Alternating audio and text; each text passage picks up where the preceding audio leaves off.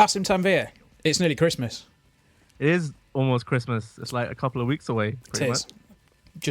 Just under 2 weeks to go until Christmas, and Yeah. presumably a lot of people that are watching this will be hopefully getting some video games. Yeah. Some video games with shooty bang bang in them. Indeed. And there's 3 big shooty bang bang games coming out, or that are already out. Sorry. So a lot of people will be deciding which one they need to get or they want to get for Christmas. So we're here to hopefully point you all in the right direction and give our opinions on the 3 big first-person shooters this Christmas. Yeah. So first up, we've got the juggernaut that is Call of Duty with Black Ops 3 out this year. We've spoken about it before. We've spoken about it in a video review, and I reviewed it for the site. So you're a big fan. I'm a big fan of the multiplayer. Yep. The multiplayer is the best Call of Duty multiplayer since the early Call of Duty, Call of Duty 4 Modern Warfare. That one that started off the craze essentially. Mm-hmm. It controls beautifully. Shooting whatever weapon you have is a joy, and it's always the moment-to-moment gameplay online. It just keeps you in the thick of it, no matter kind of what your style is. Really, like if you want to run and gun, you'll obviously find action around the corner. If you want to be a bit more tactical about it, you will still find that action there. And it just keeps flowing nicely as well. The wall running stuff, like people will say, oh, it's they've copied Titanfall, this and that. Yeah, they've taken some inspiration, sure they have, but they've done it really well. Mm-hmm. The fact that you can still shoot while you're running on the walls and stuff like that, it just keeps you in the gameplay. The shooting is at the forefront, and it's got all those perks around you as well, which is cool. But the shooting first and foremost, and just how much fun it is at front and center. That's what the game is all about, and it's got a good unlock system as well. I didn't really like the previous ones where I think the last one you had like a whole host of like different options to like your loadouts and stuff. Here I like it that it's got 10. You can choose where your 10 choices go, and that's it. It's up to you how you want to go. Like if you don't have any grenades, fuck it. Yeah, no grenades.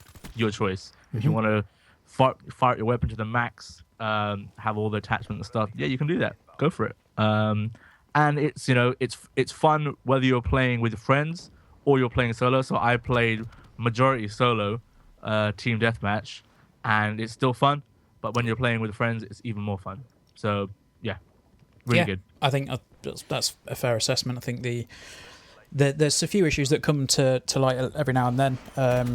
Matchmaking and spawning is a big one for me, where like every so often I'll just be spawned randomly directly in front of an enemy, or the matchmaking will be not necessarily broken, but it will certainly be skewed in the other side's favour, where we'll get like 3 or 4 people who've prestiged a few times, and then on our side we've got like people at level 2. It's all right. I'll kill them. It's fine. Don't worry about it. Don't worry about it. Yeah. So it's a very good multiplayer shooter, and I'd agree that it's probably the best since COD 4. Single player shit though. The single player is terrible. Yeah. I can't recommend it for the campaign at all. It's all over the place. Like literally, it's just it's just like a training module for going into multiplayer essentially. It's kill room after kill room. There's not really any. There isn't any of those big moments where you associate with Call of Duty in general. Yeah. I was quite disappointed with the single player, but the multiplayer more than makes up for it. And you got zombies as well. Zombies. So if you're of course, So if you're into zombies, if you want to get together with friends or randoms and take out zombies and build barricades and all that stuff with famous people. While playing as famous people like Heather Graham and whatnot, I think it is. Mm-hmm. You can do that, and it's fun. Apparently, I'm not hugely into zombies myself, but I know it's a big point for some people, and it's kind of like the game's broken down into three pieces: single player, zombies, and the traditional multiplayer. And they've got a huge esports kind of thing going on as well. So you've got the whole I'm not sure what it's called again in the menus, but it's basically esports. Mm-hmm. Driven. So yeah, they seem to be catering towards the multiplayer side rather than focusing on the single player, which is fair enough. Yeah, I mean, to be honest, it's what most people seem to buy these games for anyway. Yeah. And we'll obviously get onto the other ones, but I think really, as I said, there are some problems with Black Ops, and there's problems with all the games that we're going to talk about. But it's a solid first person shooter, and it's you know, it's quick, it's twitchy, it's Call of Duty, but it's not gone crazy on the airstrikes and the aerial support. I haven't seen anything that crazy anyway. It certainly is annoying when you get killed a couple of times with the same kill streak, but it's nowhere near on the level of like Modern Warfare 2, where people just get airstrike after airstrike and just continually blitz the entire map and you just can't even move. Yeah, and it's as deep as you want it to be. Like that, like the mechanics are pretty. Like you can pick up and play. Obviously it might take you a bit more time to get used to everything, but it's as deep as you want it to be, essentially. It's again the best Call of Duty multiplayer since the first Modern Warfare for me. Yeah, that's probably fair. The second one, we've obviously mentioned the story being the single player story being a bit poor in Call of Duty. The other two games that we're going to talk about have very, very little in the way of a single player contingent. So maybe that's something to weigh up. If you want a more rounded experience, even though the COD campaign's not great. The second game we're going to talk about is Star Wars Battlefront, which again we've both been playing a lot of, and we both seem to really enjoy. Yeah, I mean, I reviewed it and I gave it a 7. I still stick by that. Some people will see 7 as a really bad score. It's not. Trust me, it's not. No, it's not. The way that we review things is, we don't start at 10 and knock points off. We start at 0 and build points up. Yeah, definitely. Star Wars is good. It's obviously primarily, again, focused on multiplayer. It has some like single player stuff you can do, but it's not the main course. The main course is the multiplayer. The main course is Assault. The Assault, Walker Assault, and you've got Supremacy as well. It's again a nail. If you're a huge Star Wars fan, this is it. This is it for you. Like, if you enjoy playing online, if you're a huge Star Wars fan and you don't want something that's going to take hours to get into, this is it. This is pick up and play. Pretty much anyone from, I think the game's 16 plus, so don't be like a 10-year-old kid playing it, please. But pretty much anyone from young to old can pick this game up and play it and enjoy it, based on the fact that the mechanics are solid enough. They're not deep, which is one of the reasons kind of why I marked it down a little bit. But it's pick up and play. It's fun. It's Star Wars. It's the visuals and the audio for the most part is fantastic. Absolutely.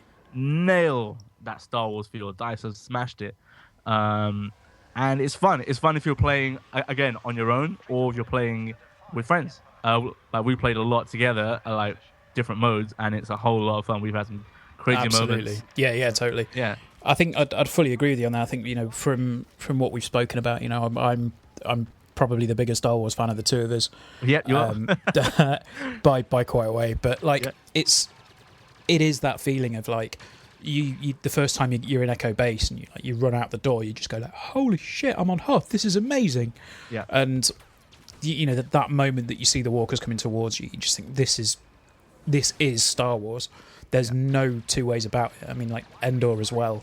Endor was the one for me. Yeah. I mean, it looks absolutely gorgeous, and you've obviously got maps on Tatooine and Sullust, and now you've got a map for Jakku, location in the new film. That looks lovely as well. Yeah. And if you want a Star Wars game rather than a first-person shooter, say for example, this is like there's no question as to which one you buy. Battlefront is the Star Wars game to buy. There's so much care, there's so much attention that's gone into it, and DICE, as you say, have absolutely nailed every aspect of the Star Wars universe. With the market aside of Darth Vader's voice acting, which is a bit, it's a bit dodgy. Yeah. The only thing I'd say is content-wise, right now it might be a bit lacking. And the fact that it's about, I think now it's slightly gone down in price at the time of talking, probably about just over 30 quid. But it launched at full price. I think that was going to get onto that. Like the content in the game is, if you want the full game, you're basically going to have to pay around 80 quid, about 85 quid. Yeah. Which is a pretty shitty business model. Yeah. And it's not the best way of selling the game. So if you've got if you're a gamer that has enough time to maybe pick up a game for a little bit of time here and there, I'd probably say that Battlefront is a definite purchase. But if you got if you sort of focus on one game and that is your game, like people get into a community and they stay there for ages and that's their multiplayer game, it might necessarily not be Battlefront. Because, as we've said, unless you're willing to spend an awful lot more on the season pass, it's going to fragment the player base. And that's over time as well. You get maps over time, not instantly. Remember that as well. So yeah, I mean, at the minute, if you pay the season pass, you only get, I think, you get an emote, you get like a character dance or whatever. It's not great. But if you as I said, if you want a Star Wars game, it's fun. It's still fun. Despite the lack of content. I mean, it's got two main modes, Walker Assault and Supremacy. Mm-hmm. The other modes are decent. There's some that you might pick up and play, like think, oh, this is decent. But undoubtedly, it's got two main modes.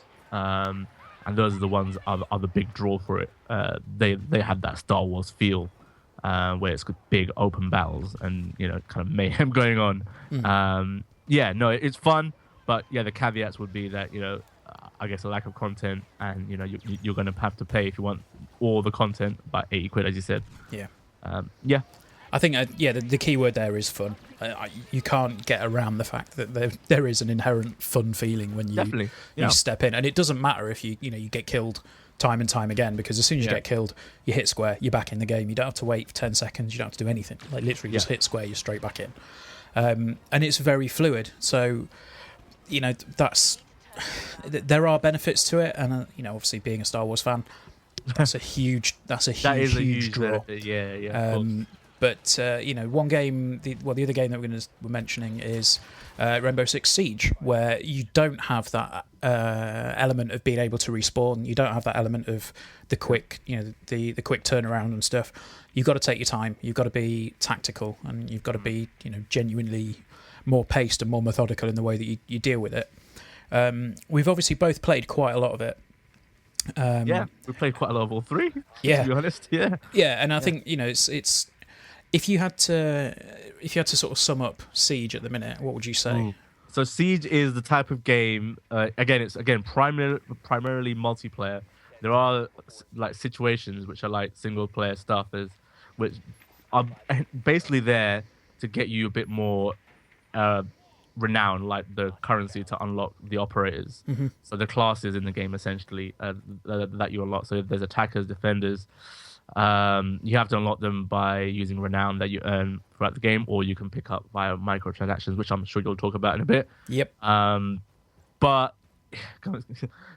talking about it now, it's a multiplayer game that, again, you can play on your own, but it's better played with people I mean, to be fair, actually, the majority of it I've played on my own, and it's one of those games where there's a community around it that understands what this game is about. It's about working together as a team to attack or defend and complete your objective. There's no dickishness going around. There'll be like a few funny moments where people might kill the hostage, by accident. Not me, obviously. And you'll get crazy moments like that. But it's not purposefully people being dicks. So I mean, I jumped into a game last night where within, like you say, that there aren't really people being dicks. I think that the team I joined were 2-1 up or 2-0 up, sorry, in the rounds.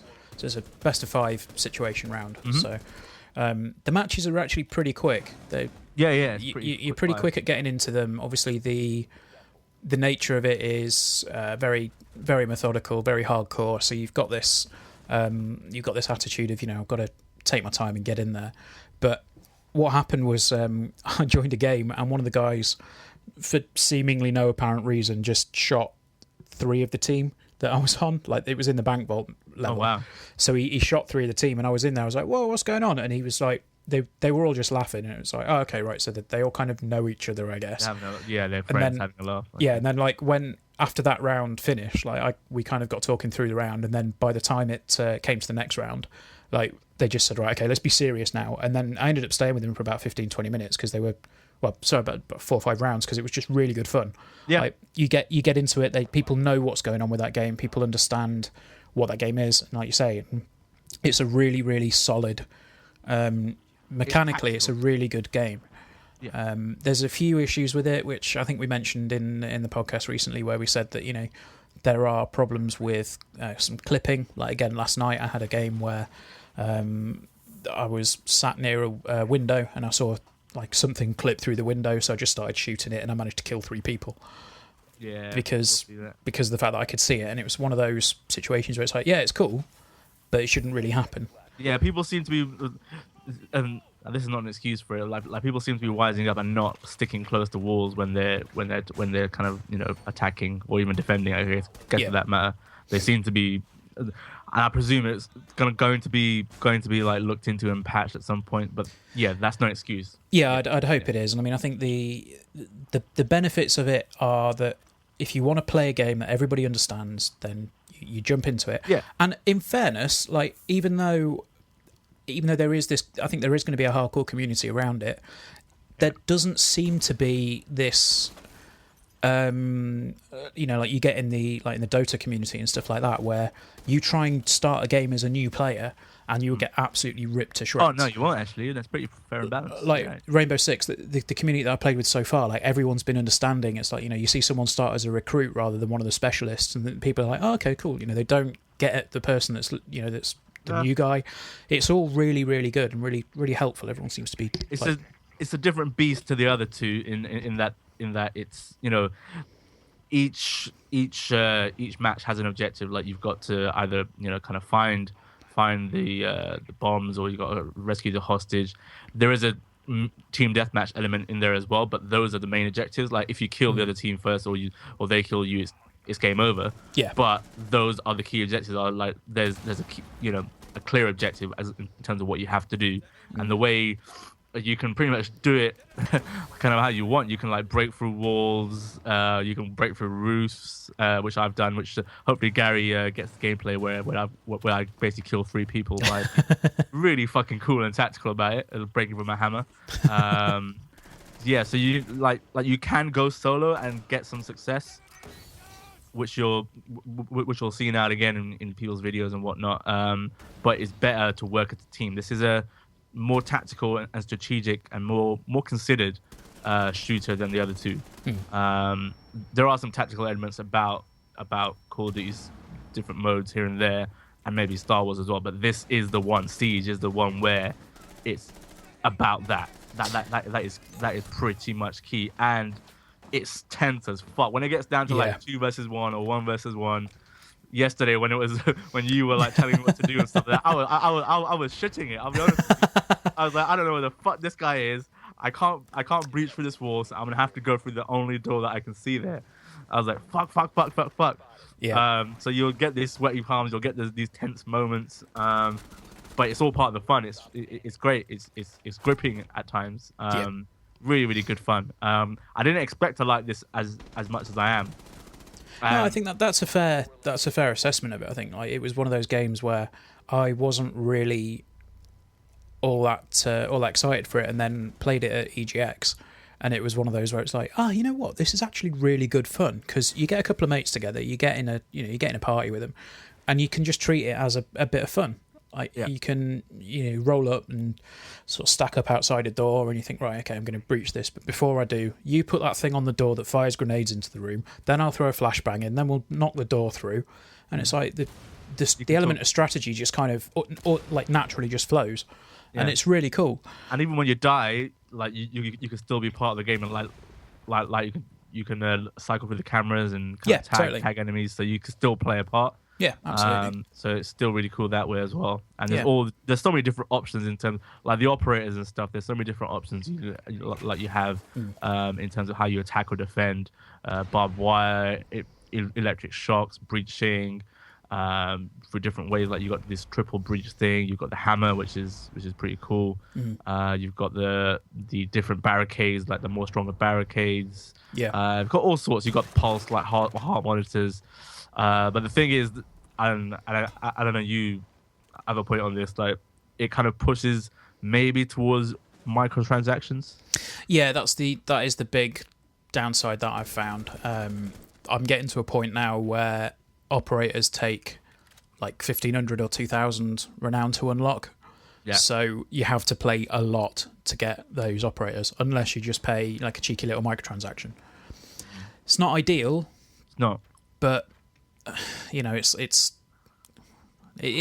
not game breaking. I think that's the thing. I do think it should have been released as at a £30 price point. Yes, I think probably a bit of a cheaper price point was a sweet spot for this. But I will say that they've obviously come out and said, we don't want to fragment our user base. We don't want to split people up. We don't want to turn it into the haves and have-nots. So what they've decided to do is release all of the future maps and operators that they're going to be putting out for free. That's and good. The season pass holders get extra content like early. So if you want to have like things like renown boosters, so you get like double the renown and stuff like that. If you want to have that and get the stuff a week early, pay £20 for the season pass. It's a stupid season pass. I think it's probably it's a really strange way of going about having a season pass. But if it means the fact that we get the free maps and the free operators, that's fine. Yeah. So as a long-term game, I think Siege is probably the better of the three. Because you don't have to spend a huge amount of money to get a game that's going to give you free content throughout the year.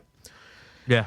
So I mean, the thing is, that was a problem that I think Siege is probably actually going to fall into the same bracket as Evolve, where you'll have a kind of a hardcore fan base around it. It'll put free content out, and it'll be one that you can go back to every now and then, and you'll have. I think it's a better game than Evolve. Yeah, I mean it is. It is a better game than Evolve, but I think that you'll go back to it every now and again. Yeah, but I'm playing it quite a bit right now. To be honest, it's my choice right now on multiplayer, and I've played a lot of the free, so I've leveled up to I think 10 now on Rainbow Six, and I think I was 22 on Star Wars, and about 33 on Call of Duty. So it's not like I played this 1 hour or something like that each. Yeah. I played quite a bit, and same with you as well. You played quite a bit as well. Yeah. So it's not like we're giving you our opinions based on 1 hour's play. So I mean, really, if we're gonna wrap up, I think what would we recommend? Because this is the hard part. This is the nitty gritty of it. Yeah. If someone comes up to you and says, "I want to buy a multiplayer game," or "I want to get a multiplayer game for Christmas," which one do they get?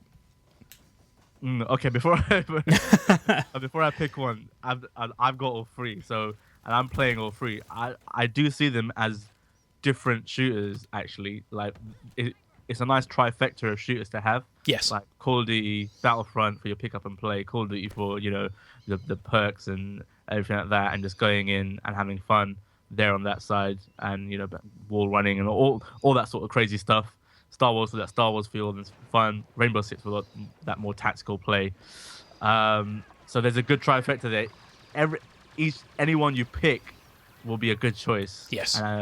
But if I was to pick one based on the amount of time I put in them so far, it'll be Rainbow Six.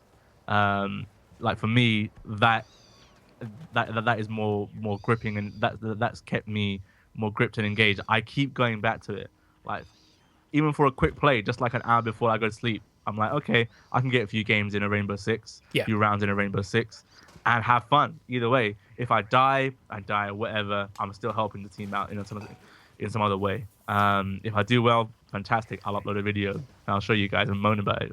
Not moan about it, but gloat about it. But yeah, I think just because of that fact, because it's more tactical, more strategical, and the mechanics, the first-person mechanics, are brilliant. Yeah. And the operator stuff, like it's got all sorts of different options. Although I do, it was close between that and Star Wars, mainly because I think Star Wars is not actually a first-person shoot. I think it's best played in third person. But still, it's a shooty bang bang game either way. But yeah, Rainbow Six for me. Yeah, okay. I think I'd probably agree. Like, if it's just as a generic, which one do I buy? I would probably go on the same road. Like, I'd say, if you want, as the better game at this point to me is probably Rainbow Six. Yeah. As you've said, like the shooting feels solid. You don't have that. I was saying you don't have the fun factor of Star Wars, but you do. Like when you. Oh man, it's fun. So much fun. Yeah, it is. When you get to that end of level and you've won and you've got the last kill, like the clutch game is that feeling is awesome. right at the end, when it comes to the crunch time, Yeah. it gets tense, it gets exciting, and even people watching are getting excited. Yeah, You know totally. what I mean? They're like, you can hear people on the mics like speaking down to you and saying like, he's there, this and that, this and that, and you're like, you're panicking because you're the one who's fucking playing. Yeah. But it's still fun. It's just like it creates that tension, that atmosphere, and it's ultimately it's a huge amount of fun. Yeah. And that's not saying the other two games aren't fun. If you do purchase them, I'm sure you'll have fun with them in different ways. But for my recommendation, like right now and long term, Rainbow Six. Yeah, I think like it depends on really what you're after. If you like Call of Duty, and you're not going to be put off by the fact that it's more Call of Duty, buy Black Ops 3. If you're a massive Star Wars fan and you just want an awesome Star Wars game, buy Battlefront. If you want something that's a little bit different and is going to last you a very long time for the initial outlay, Siege is probably the better game. And it's probably to say, like, if you did like the previous Rainbow Six games, then you'll definitely like this new Rainbow Six as well. Yeah, definitely. And I think, as you said, like the destructibility, there's no two games that are the same. I know that can be said for either of them, either of the three games, but like there's no real right or wrong way to play Siege. Unless you get the the grenade launcher for Fuse and then use them in a hostage situation. Who would do that? I have no idea. Yeah. So there we go. Our pick for the first-person shooter to get for Christmas or around this period, if you're stuck, is Rainbow Six Siege. Didn't think I'd be saying that at the start of the year, if I'm brutally honest. Neither did I. But there we go. There we have it. They've put together a really good game, and it's going to get the review should hopefully be up shortly, if not already. I'm giving it an 8. It really should get higher than that, but the single player side of it runs at 30 frames, which is a little bit disappointing, and the microtransaction stuff just hold it back from getting that 9 for me. But close to 9 though, close to 9. Oh yeah, totally. It's a very, very good game. If they can iron out a couple of problems, it's easily one of the better games of the year. Yep, I agree. So there we go. Thanks for watching, guys. Stay tuned. Keep watching us on YouTube and Facebook, Twitter, everything else that we're on, and we'll see you again soon. All right, bye. Yep. All right.